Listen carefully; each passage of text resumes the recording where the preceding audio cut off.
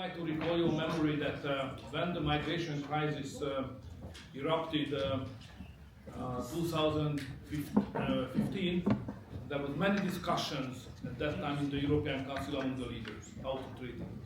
And unfortunately, we were not able to agree on any major points.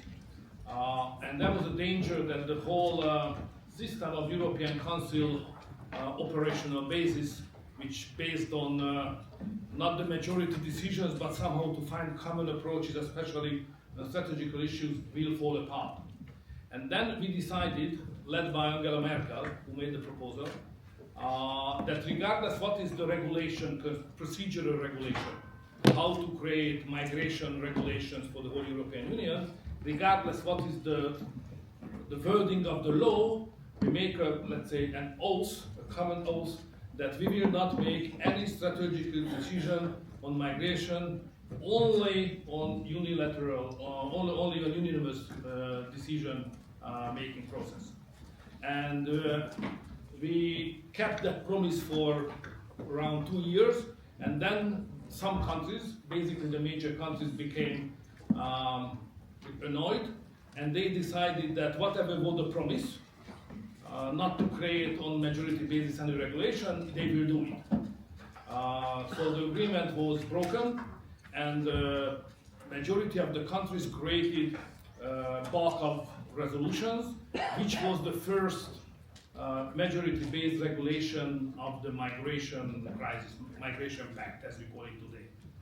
That was a big celebration that we called the migration crisis, because now we have the regulation, and after 2 years we have to admit that because there was no agreement during the process of creation, nobody achieved, nobody performed, nobody delivered what was done and written into the law, so the whole system was paralyzed. And that was the lesson what we have got, and 2 years later we decided that we have to create a new kind of package of migration, but we will not do it on the majority basis, because the experience of the previous attempt was that if it is not done on unanimous decision-making process, finally the outcome will be zero. So we made an agreement again. It will never happen again.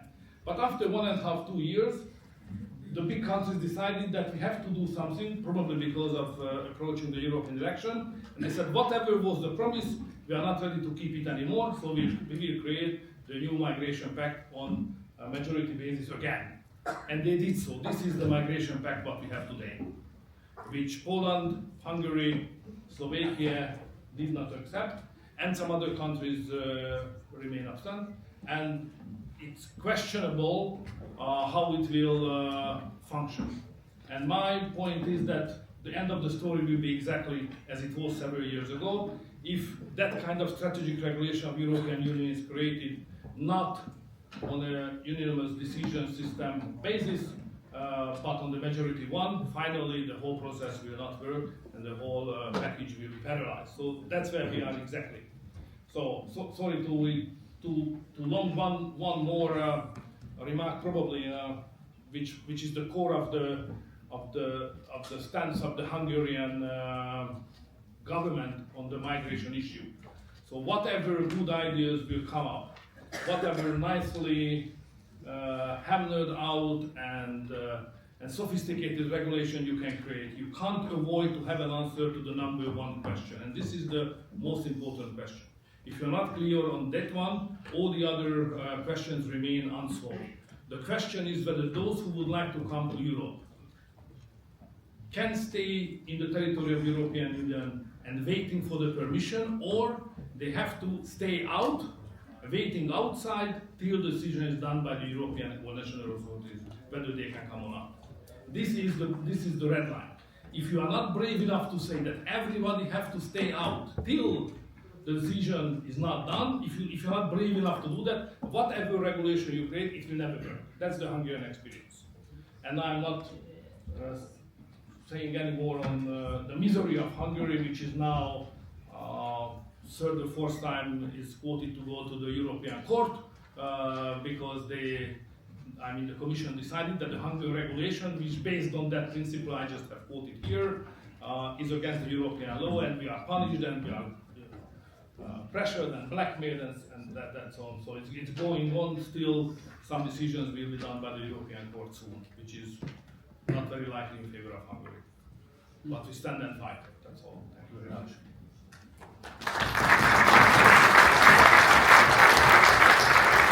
It's very good that we have this opportunity to present our view here, because we were supposed to present our views on some other conference, but this was under such a pressure, and still is, under such a censorship type of approach, that last time I saw such a censorship was in the communist times. I can tell you, I know what it was, SAMIZDAT,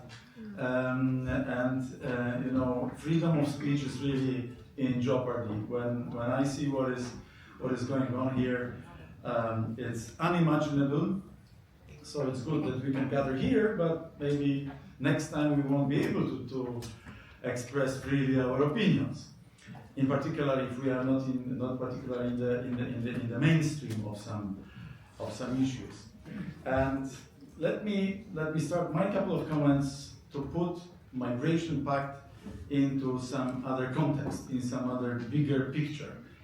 I think that Europe is on the crossroads of very important you know, juncture where to go from here. And there are three major objectives, three major aims which we want to have achieved in Europe at the same time. One is defense and security, and here war in Ukraine, Middle East, Taiwan, maybe far out, but all is creating more and more difficult circumstances around us. The second major objective is what I would call maintaining welfare state and robust economic growth. This is what we want. This is what we want to have. And the third one is climate policy, very generous and costly climate policy. And I would call this impossible trinity. Some of you who have studied economy know impossible trinity from macroeconomy, but this is my impossible trinity. You can have 2 out of 3, but you cannot have 3 at once. And the migration pact is critically important for the security and defense of our continent and for the welfare state type of approach of our continent. Because as you can imagine, I'm choosing the 2 very costly, expensive, but rightly so, policies, aims, objectives, goals. The defense and security, which is the baseline, the foundation of any system, democratic sovereign system. And the second one is to maintain a robust economic growth and keeping welfare state, because we want our societies to be well taken care of. And it is in that context I see that the migration pact, which actually Viktor brilliantly commented and said very clearly that if it goes in the direction as it was presented, first it won't work. There will be huge turbulence one after another, and exactly as in the previous version of Willkommenskultur, there will be Willkommenskultur 2.0, and it won't work. So the upcoming European elections are critically important from many points of view, but also from the point of view to stop this madness, because we cannot be captive of any ideological imaginations of the Brazilian officials. This is exactly what is happening.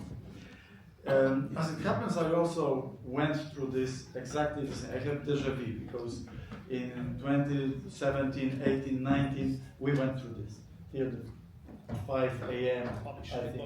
with Babiš, yes, Viktor and Andrej Babiš and myself. And we've put this phrase into the conclusions of the European Council.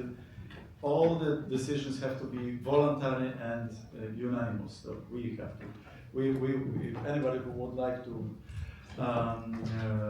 not be part of any agreement is going to be,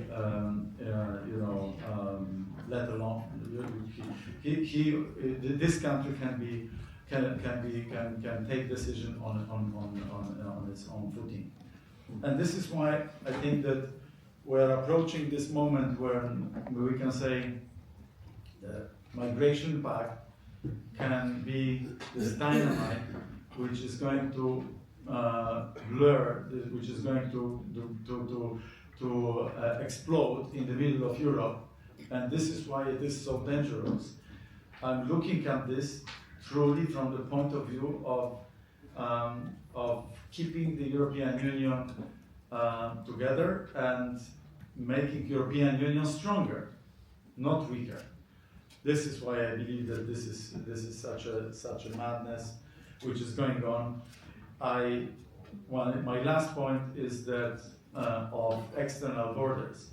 Poland is experiencing a third year of attack on our external border from Belarus. Lukashenko and Putin weaponized illegal migrants, took them from the Middle East, and they are trying to push them through our border. We've built 5-meter tall fence, physical barriers, perimetry, as the experts call. Fabricio will educate me here, and this is working. Where there are some pushbacks, as they call it, where the people who were captured on our border asked to go back, yes, but they were called illegal pushbacks. For the last 6 months, there is a new government in Poland, and they are doing exactly the same, but they are doing good democratic European pushbacks.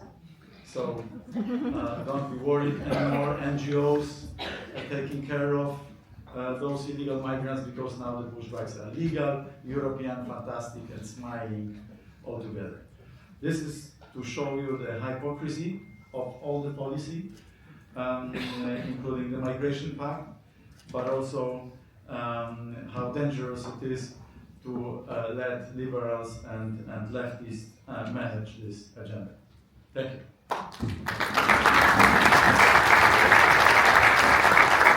So my perspective as former Frontex executive director and the lessons learned is first that there is a kind of fake narrative from the Commission, from the NGOs, and the fake narrative is that they say it's illegal to prevent illegal crossing of the external borders. So that's their first fake narrative. And then I will elaborate a little bit with examples. The second narrative, or the second lessons, is that von der Leyen's Commission and Commissioner Johansson, they have literally transformed Frontex agency into a kind of Trojan horse to watch what member states, what national authorities are doing, and to, in fact, counter measures that member states want to decide to protect the borders. I will try to give you some examples. First, about this fake narrative that it's illegal to prevent external illegal crossings. For example, this asylum migration pact that has just been adopted takes it for granted that, indeed, we accept that migrants will land on our coast. And it's just like this, and we have to accept it. So they have developed all this narrative about pushbacks, which in fact is nonsense, because it's not legally a concept. And I could even give example that there are intersections, maritime intersections, which are legal and are even foreseen in European regulations applying to Frontex.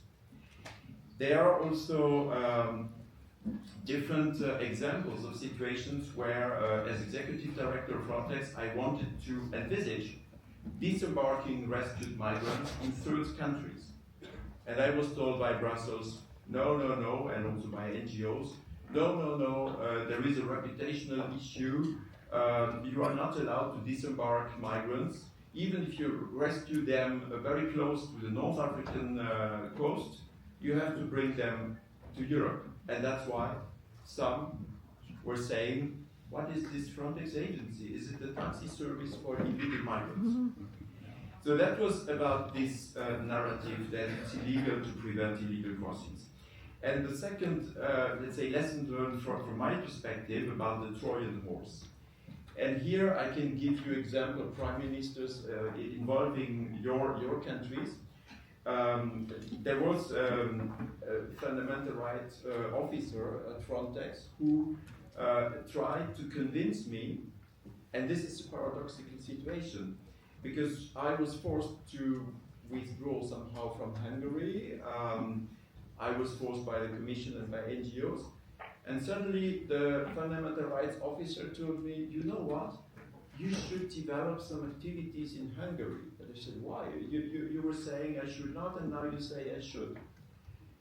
The reason was they were looking for an excuse to deploy the fundamental rights monitors on Hungarian territory. And the same applied to Poland.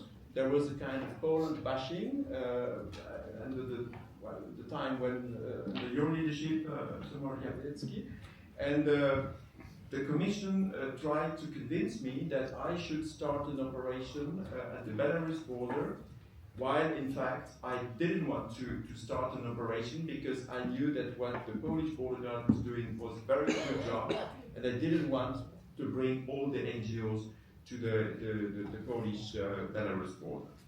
And there was a last example in Lithuania, because Lithuania requested an intervention from Frontex in July 2021 at the Belarusian border.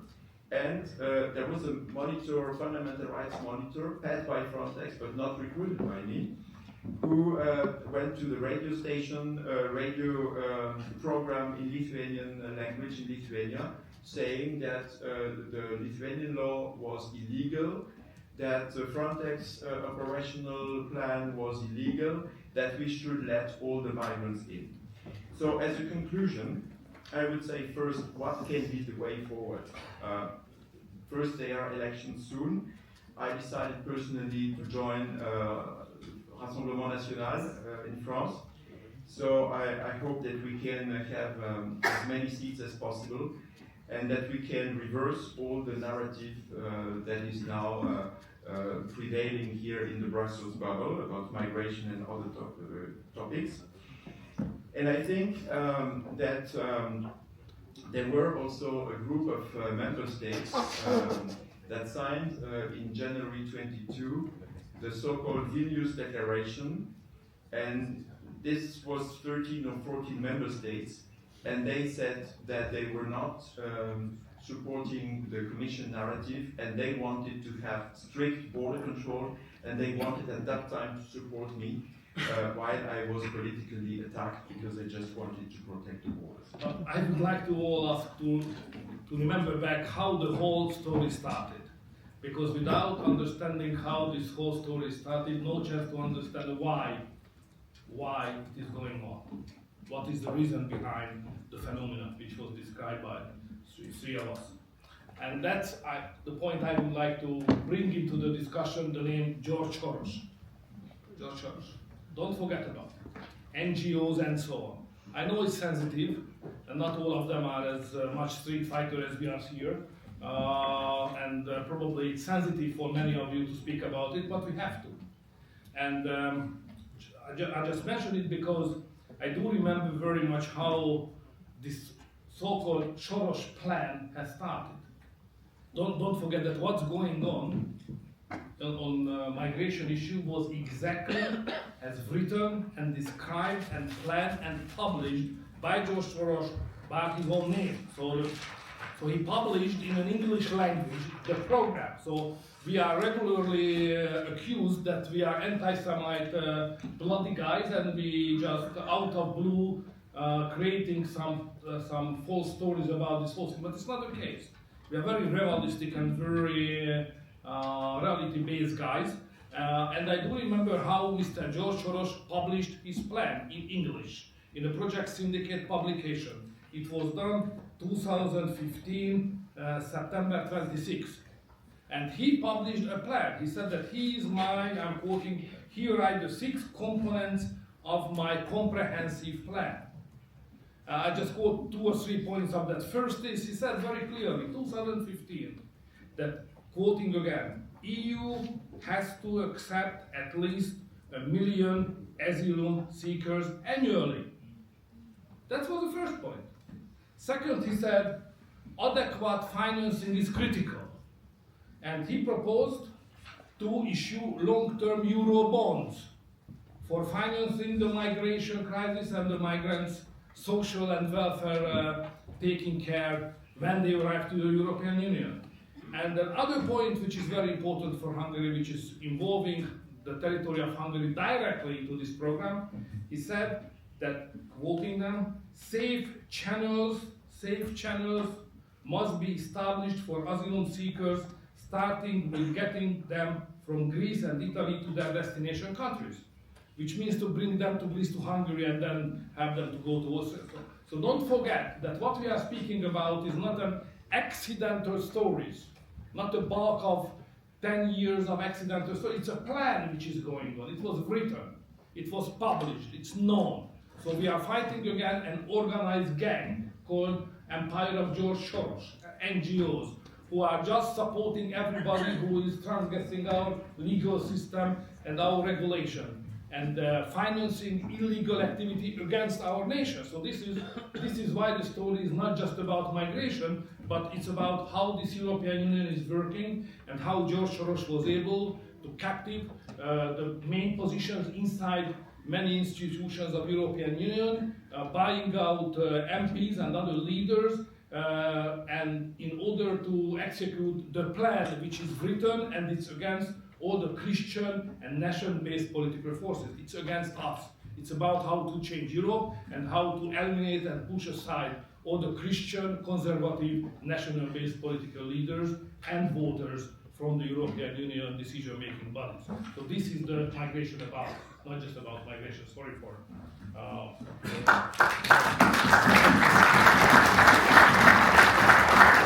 If you look at the last 5 years of the European Union, you can find certain issues which were selected by the present leadership of European Union to be nominated as the main issue for the 5 years term, and they would like to deliver some evidences and some good results on this subject. The first one was green transition. Now it's obvious that it's not a success, it's a failure, especially because the European leaders would like to run a strategy of green transition against the economy, especially against the business and the industry. If you do it against the industry, the outcome will be not a green transition. The outcome will be chaos. So you have to involve, convince, in participation of this whole process, the European industrial tycoons, the big companies, the agriculture, and so on and so on. So green transition cannot be a politically led, ideologically motivated policy. If it is like that, the outcome is basically destroying the competitiveness of the European economy. That's where we are. So that was the first issue of the present leadership. The second was the RFF. To establish a big fund to help the countries after the COVID to get back the dynamism of their economy. If you look at Poland and Hungary, COVID is far away, we don't remember it anymore, and we haven't got a single penny. So that kind of idea that they would like to create a fund which could be helpful for the members is just a joke at this moment. Plus, parallel with that fund, they created the so-called conditionality system, rule of law and conditionality system, which proved to be, finally, an instrument of political blackmailing. If you don't behave as we expect, you don't get the money. If Ursula von der Leyen said clearly, Hungary will not get the money because of the migration policy, full point. Hungary will not get the money because of the anti-gender policy, full point. So it's a political blackmailing. So the second main target of the present leadership to create a common economic instrument, also a failure. The third one was the migration pact to put together and solving the migration in this 5 years. We just discussed why it will be not successful, and nothing happened successfully in the last 5 years. Plus, they have a plan. They have a plan to have a sanction and war. Probably the estimation of that project is different here between Poland and Hungary, but definitely we can say it's not a success up to now. So now we have a leadership in the European Union with some major projects selected by themselves, like green transition, RFF policy, migration, war and sanction policy, and they all failed. So the only consequence of that, including the green transition, that's what I understand more than the details of green transition, that the present leadership of the European Union must go away. And we need new leaders. That's what I understand.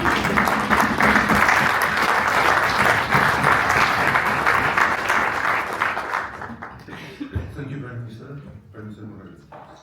Thank you. I would expand on what Viktor said, because right now the recent regulation which we now are exposed to are also dangerous from the point of view of lower income member states and lower income population within every member states.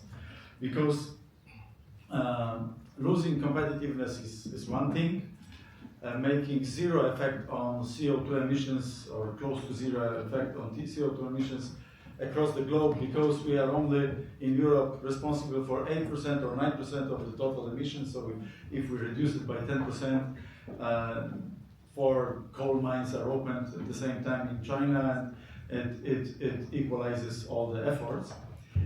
But at the same time, it's not a zero-sum game, it's a negative sum game for us, for Europe, because we lose competitiveness of our industry. And industry is critically important from the point of view of innovativeness. This is why we see this as different links of a chain connected with each other.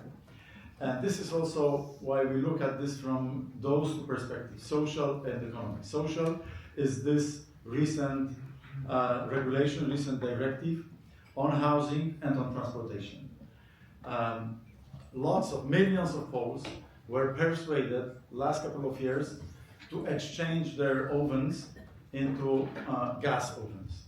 Now they have done this. Now we hear that this is no longer a good idea.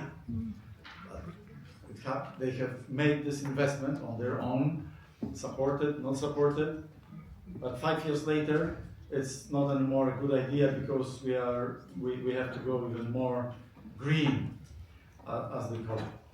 Well, you cannot manage country, you cannot explain your population, people, that something is good, and all of a sudden it's not good enough a few years later. This is crazy. It's completely unacceptable, and I won't bore you with details of how much more people will pay. Only to mention one figure, approximately the heat and energy for households, it will be somehow between 40 to 60 euro per month more in Poland. And I suppose it's similar in Hungary and in other countries. It must be comparable. And the same with regard to the transportation, cars and combustion engine cars and so on. We think that we are not going to, as the European Union, to save the globe, to save the planet. Any efforts have to be made in tandem with the other regions of the world. And this is why we view the recent directive to be voted next week, to be decided upon over the next couple of weeks, as also a move in the wrong direction. And my final point is about producers and consumers. For those of you who are very much immersed and hard believers in Green Deal and climate change and so on, please take into account this very simple equation. If we talk about consuming or producing, because some countries within the European Union, for instance, do not produce cement. Cement is very much CO2 prone, generating CO2 emission. They just import it from Pakistan and India. So exactly the same amount of CO2 is issued in Pakistan and India, which is the same globe, the same planet or not, I suppose. And they are importing this. So they are consuming this. So what's the point? Where is the level playing field? What are we talking about? Are we talking about equal rights and equal treatment for anybody, or are we talking about some ideology where those who are at the top need to be even higher and those who are in the bottom even lower? I disagree with such an approach. Ideologically, I'm all for clean environment. Don't get me wrong. Fantastic clean environment, absolutely. Even slowly fighting with CO2 together with the others, but not at the expense of our European industry, because with this industry we are losing not only jobs, we are losing the competitive edge and technological edge vis-a-vis the others, the Chinese, Americans and the others. And I want Europe to thrive. I want Poland to thrive, I want Hungary to thrive. I want us to win. Yay. Don't